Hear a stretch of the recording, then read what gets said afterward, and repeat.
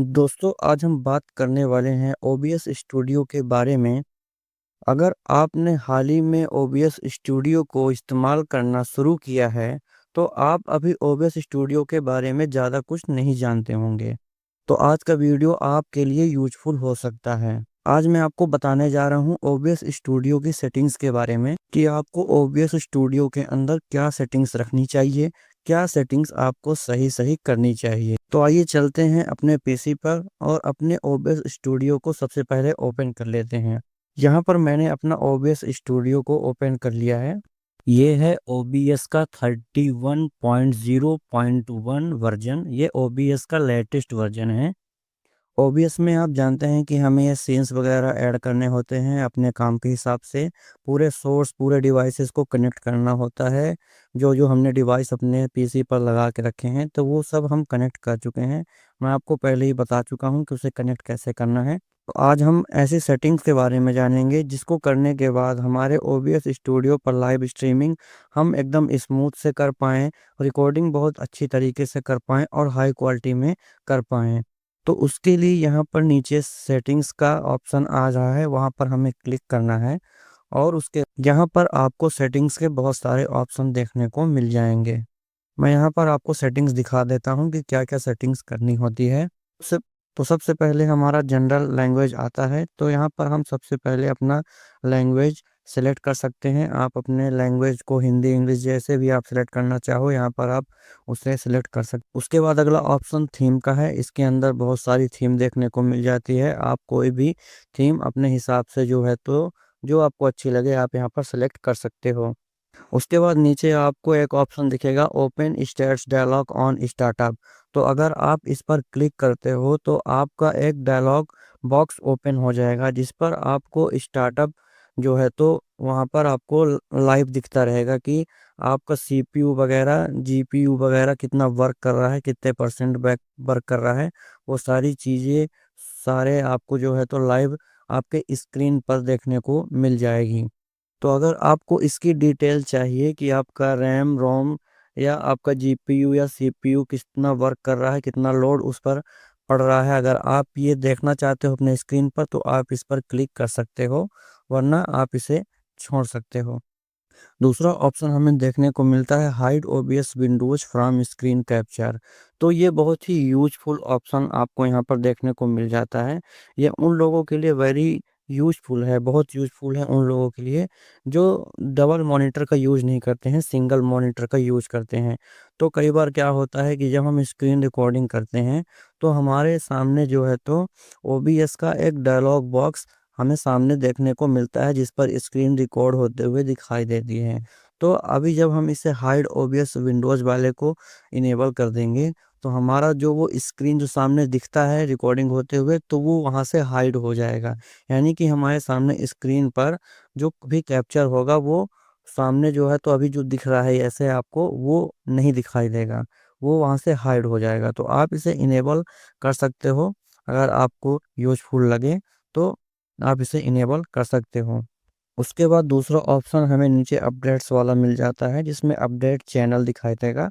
तो इस पर आपको कुछ नहीं करना है, यहाँ पर आपको stable latest stable release default वाला ऑप्शन चूज़ रहना चाहिए यहाँ पर। और नीचे जो ऑटोमेटिकली चेक फॉर अपडेट लिखा हुआ है तो वहाँ पर आपको टिक कर देना है, बाकी इस पर कोई भी बदलाव नहीं करना है। उसके बाद अगला ऑप्शन हमें आउटपुट का मिलेगा। यहाँ पर आप मेरी सेटिंग्स देख लीजिए, यहाँ पर मैंने किसी पर भी टिक नहीं किया हुआ है, सबको ब्लैंक छोड़ा हुआ है। तो आपको भी इसी तरह से सबको ब्लैंक यहाँ पर छोड़ देना है। अगला ऑप्शन देखने को मिल जाता है सोर्स अलाइनमेंट स्नैपिंग का। तो आप देख लो मेरी सेटिंग पे जैसे ये इनेबल है, आपको इसे इनेबल रखना है और स्नैप सेंसिटिव जो है उसे 10.0 पर रखना है। उसके बाद नीचे जो दो ऑप्शन आपको दिख रहे हैं snap source to edge of screen और snap source to other source, इन दोनों को आपको क्लिक कर देना है। और जो तीसरा वाला ऑप्शन है snap source to horizontal and vertical centre, इसको आपको टिक नहीं करना है। जैसा मैंने किया हुआ है उसी तरह आप भी अपने कंप्यूटर पर अपने पीसी पर सेटिंग्स बना लें। उसके बाद प्रोजेक्टर्स का एक ऑप्शन आता है तो जिसे ये चारों ऑप्शन मैंने ब्लैंक रखे हैं उसी तरह आपको भी यहाँ पर इन्हें ब्लैंक ही छोड़ देना है। अगला ऑप्शन सिस्टम ट्रे है, तो इसे इनेबल वाले ऑप्शन पर क्लिक कर देना है, बाकी के दो ऑप्शन को आपको छोड़ देना है ब्लैंक। उसके बाद प्रीव्यू का ऑप्शन आता है, तो इसमें आप अपने हिसाब से टिक लगा सकते हो। अगर आपको किसी भी चीज़ पे लगाना हो, जैसे hide overflow, overflow always visible, अगर आपको विजिबल करना है, हाइड करना है, इस पर टिक कर सकते हो। मैंने इन्हें सभी को ब्लैंक छोड़ा हुआ है। सबसे नीचे वाले option show pixel alignment guide पर क्लिक किया हुआ है, आप भी इस पर क्लिक करके बाकी औरों को ब्लैंक छोड़ सकते हो। उसके बाद अगला ऑप्शन इम्पोर्टर्स है, इसको आपको ब्लैंक छोड़ देना है। उसके बाद नीचे एक ऑप्शन है स्टूडियो मोड का, इस पे आपको दो ऑप्शन ब्लैंक छोड़ देने हैं। और जो तीसरा वाला ऑप्शन है शो प्रीव्यू प्रोग्राम लेवल्स, इस पर क्लिक कर देना है। अगला ऑप्शन आपको जो देखने को मिलेगा वो मल्टी व्यू वाला ऑप्शन है, आप देख सकते हैं इस पे मैंने तीनों ऑप्शन को क्लिक करके रखा हुआ है। और इसमें जो मल्टी व्यू लेआउट वाला ऑप्शन है उसमें हॉरिजेंटल टॉप एट सीन को क्लिक करके छोड़ देना है। तो ये हो गई हमारी जनरल सेटिंग, जैसे मैंने सेटिंग्स आपको बताई है उस तरह की सेटिंग्स आप कर लो। एक बार ये पूरा सेटिंग्स आप फिर से देख लो। उसके बाद हम अगले ऑप्शन पर आगे बढ़ते हैं। अगला ऑप्शन हमें देखने को अपीयरेंस का मिलेगा, जिसे हमें कुछ नहीं करना है, यहाँ पर डिफ़ॉल्ट जो भी सेटिंग्स है उसे उसी तरह रहने देना है। उसके बाद तीसरा ऑप्शन हमें स्ट्रीम का ऑप्शन देखने को मिलेगा, हमें उस पर क्लिक करना है। स्ट्रीम में सबसे पहला ऑप्शन सर्विस का आपको देखने को मिलेगा, तो अगर आप यूट्यूब पर स्ट्रीम करना चाहते हो तो आपको यूट्यूब RTMPS पर क्लिक कर देना है, उसे सिलेक्ट कर देना है। उसके बाद सर्वर वाले ऑप्शन पर प्राइमरी यूट्यूब सर्वर पर आपको क्लिक कर देना है। उसके बाद आपको यहाँ पर एक ऑप्शन देखने को मिलेगा यूज स्ट्रीम की एडवांस, उस पर आपको क्लिक करना है। उसके बाद आपकी यूट्यूब पर लाइव कंट्रोल पर जो भी स्ट्रीम की होती है उसे यहाँ पर पेस्ट कर देना है। उसके बाद नीचे अप्लाई पर क्लिक करके ओके कर देना है। तो हमारी ये स्ट्रीम की सेटिंग्स कंप्लीट हो जाएगी।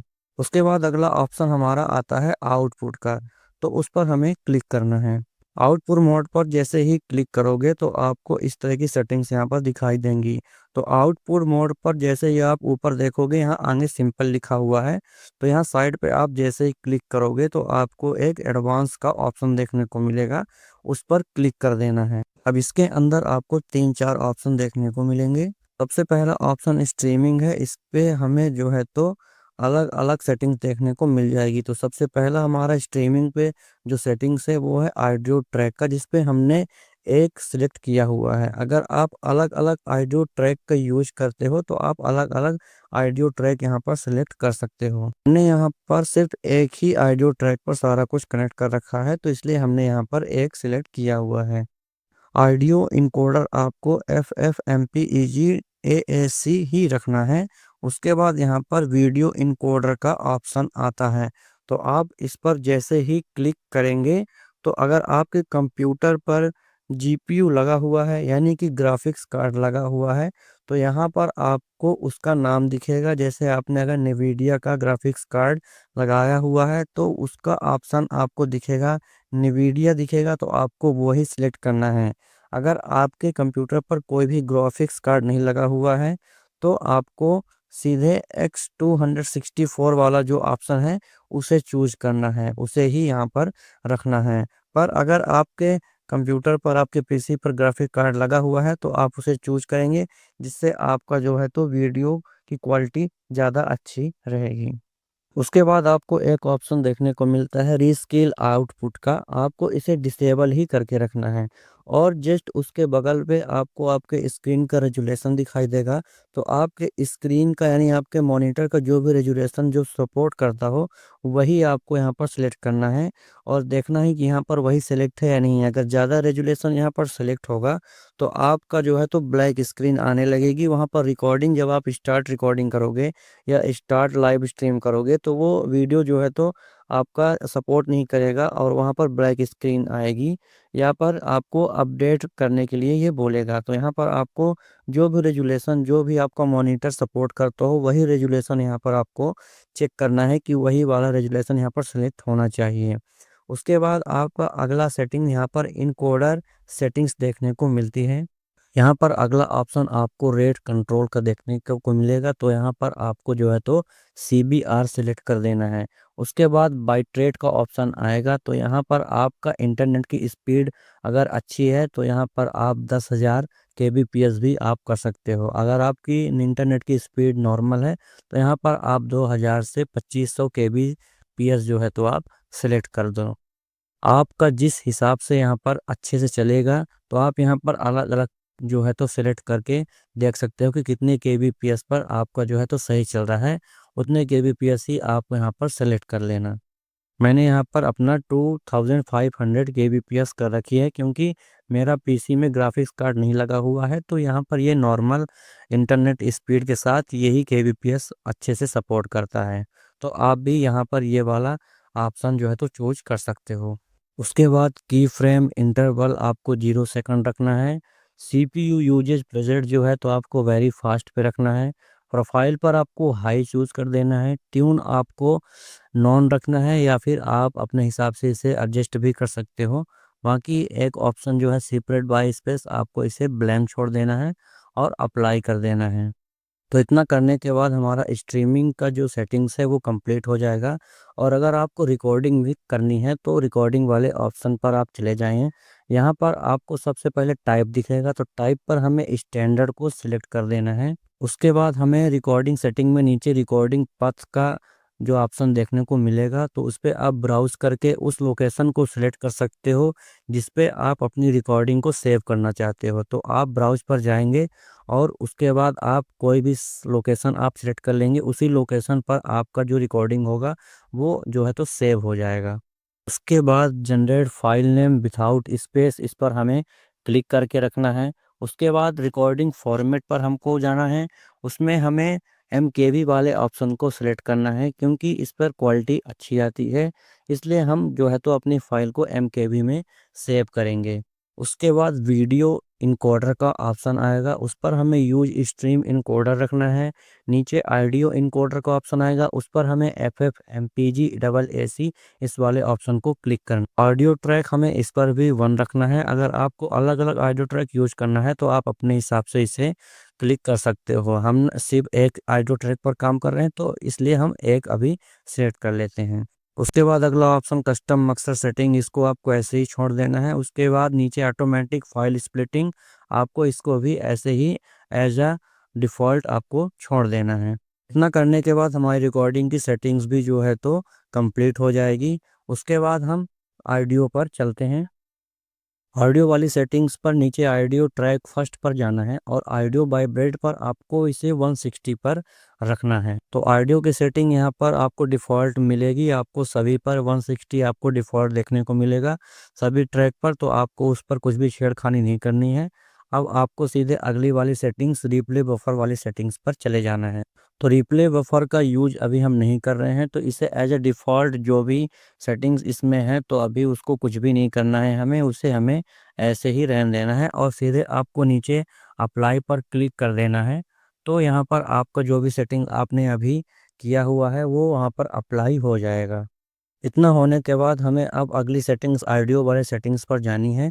जैसे ही ऑडियो वाली सेटिंग्स पर जाएंगे तो सबसे पहले आपको जनरल की सेटिंग्स देखने को मिलेगी, जिसमें सैंपल रेट आपको जो है तो 48 के एसजेड रखना है। चैनल्स पर आपको स्टेरियो सेलेक्ट कर देना है। उसके बाद नीचे आपको ग्लोबल ऑडियो डिवाइसेस का ऑप्शन मिलेगा, उस पर आपको डेस्कटॉप ऑडियो में डिफ़ॉल्ट कर देना है और उसके बाद ऑडियो 2 को डिसेबल और नीचे उसके डिफ़ॉल्ट कर देना है। उसके बाद सारे ऑप्शन जो है तीनों हैं तो उससे जो है तो डिसेबल करके रख देना है हमें। उसके बाद अगला ऑप्शन हमें देखने को मिलेगा मीटर्स का, तो उसमें डिस्क के जो है तो रेट जो है उसे फास्ट रखना है और पीक मीटर टाइप जो है तो उसे सैंपल पीक पर रखना है। उसके बाद अगला ऑप्शन हमें एडवांस वाला ऑप्शन देखने को मिलता है। एडवांस वाले ऑप्शन पर आपको मॉनिटरिंग डिवाइस का ऑप्शन देखने को मिलेगा, तो आपको जो भी डिवाइस जो है मॉनिटर करना हो आप वहां पर सेलेक्ट कर सकते हो। और अगर आपको नहीं करना है तो आप इसे डिफ़ॉल्ट पर भी रख सकते हो। उसके नीचे आपको डिसेबल विंडोज ऑडियो डकिंग है उस पर क्लिक कर देना है, उसके नीचे वाले ऑप्शन को ब्लैंक छोड़ देना है। उसके बाद अगला ऑप्शन हॉट की का आता है, तो आपने अगर कोई हॉट की लगानी है तो आप यहाँ पर लगा सकते हो।